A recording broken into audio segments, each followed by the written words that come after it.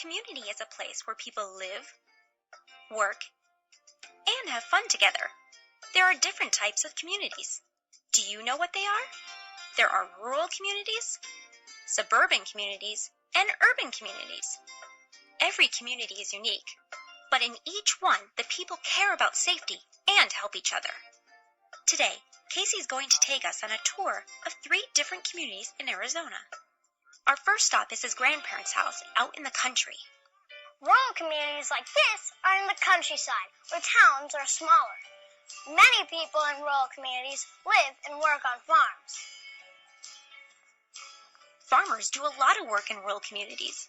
They have to take care of all the animals and work the land to grow crops. People everywhere depend on rural communities for fresh fruits and vegetables. Casey's right. Things like corn, carrots,